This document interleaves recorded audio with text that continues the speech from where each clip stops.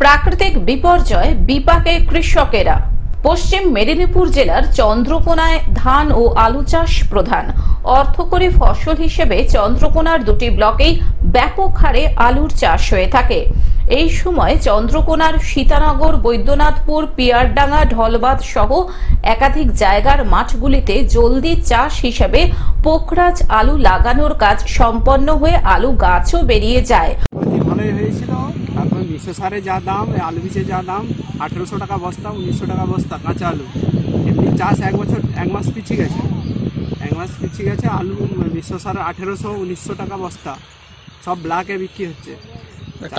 কালোবাজারি হচ্ছে। চাষি যা লাগাচ্ছে দেখা যাবে বিঘায় খরচা হচ্ছে 30,000 টাকা, দিয়ে লাস্টে আলু হচ্ছে দেখা যাবে আলু যখন বিক্রি করবে 500, 600 ঘুরে চাষির লস হয়ে যাবে। ধানের তো একটা ক্ষয়ক্ষতি হয়েছে। ধান সব ঝড়ে পড়ে গেছিল, সব জমির ধান যেখানে বিঘায় 8 কুইন্টাল 9 কুইন্টাল হয় সেখানে বিঘায় 2 কুইন্টাল, কার 2.5 কুইন্টাল, কার 3 কুইন্টাল এরকম। এখন যে আলুটা চাষ করছে তাতে মেকআপ দিচ্ছেন কি করে? তাতে ধার দেনা করে হচ্ছে কাছ থেকে নিয়ে ওর কাছ থেকে নিয়ে চাষটা করতেই হবে। চাষি কি আর বসে থাকতে পারবে? মূলত অক্টোবর মাসের মাঝামাঝি সময়ে এই এলাকায় আলু লাগানোর কাজ সম্পন্ন হয়ে যায়। তবে এই বছরের ছবিটা ভিন্ন। প্রাকৃতিক বিপর্যয়ের জেরে ধান চাষে ব্যাপক ক্ষয়ক্ষতির সম্মুখীন হতে হয় কৃষকদের। এখনো এই সমস্ত এলাকার মাঠগুলিতে ধান কাটার কাজ শেষ হয়নি, যার জেরে এবছর আলু চাষ প্রায় 1 মাস পিছিয়ে গেছে। এমনটাই জানাচ্ছেন কৃষকেরা। বর্তমানে মাঠে নুইয়ে পড়া ধান কেটে তোলার পাশাপাশি আলু লাগানোর কাজও শুরু হয়েছে। যোগান খুব ভালো নাই, পোখরাজে এখন কমে গেছে। আগে ছিল কিন্তু তখন দাম অনেক কম ছিল, বহু লোকসান হয়েছে। এখন জ্যোতি আলু আসছে কম, জ্যোতি আলুর দাম নর্মালি আছে, খুব বেশি নেয়, মোটামুটি কম দামে, বেশি দাম নয়। জ্যোতি আরম্ভ হচ্ছে আসতে, এরপর থেকে আসতে থাকবে। পোখরাজের চোরানটা একটু কমেছে, দাম 1-200 টাকা বেড়েছে। পোখরাজের কিরকম দাম এখন এবছর চলছে? পোখরাজের এখন দাম 1500 টাকা। আর জ্যোতির দাম 2200 টাকা, 300 টাকা এরকম দাম। মানে আগের তুলনায় দাম একটু বেড়েছে। আগের তুলনায় পোখরাজের দামটা বেড়েছে। জ্যোতি তো এখনো আসেনি, পর্দা দামই আসছে। ওটা 2000-1800 টাকা খরিদ দাম আছে, 300 টাকা ভাড়া আছে। কেউ লাভ কিছু হচ্ছে মোটামুটি ভাড়া আছে। কৃষকদের কথায় ঘূর্ণিঝড় ডানার প্রভাবে ধান চাষের ব্যাপক ক্ষয়ক্ষতি হয়েছে। মাঠ থেকে ধান তোলা শুরু হয়েছে। এর জেরে অনেকটাই পিছিয়ে গেছে আলু চাষ। চাষ পিছিয়ে যাওয়ায় ফলনে প্রভাব পড়বে।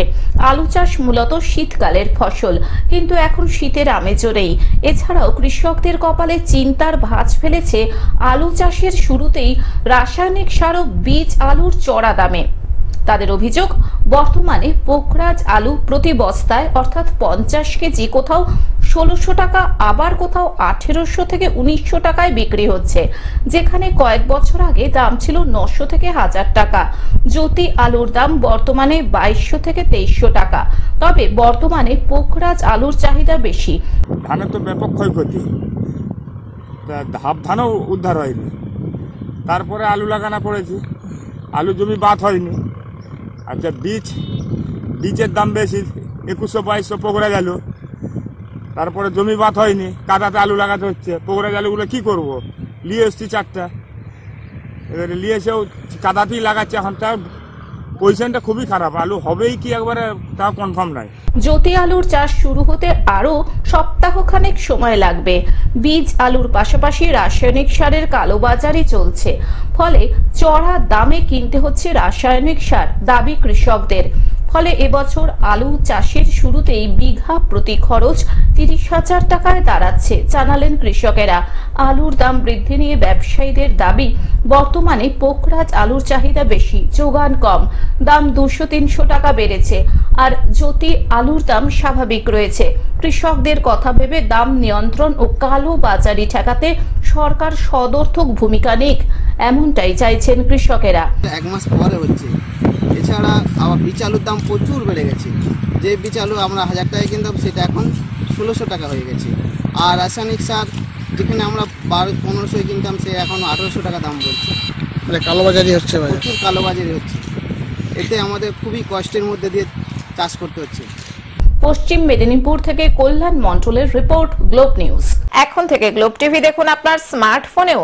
গুগল প্লে স্টোর অথবা অ্যাপল স্টোর থেকে ডাউনলোড করুন গ্লোব টিভি লাইভ অ্যাপ। এছাড়াও জিও টিভি অ্যাপ থেকেও দেখুন গ্লোব টিভি লাইভ।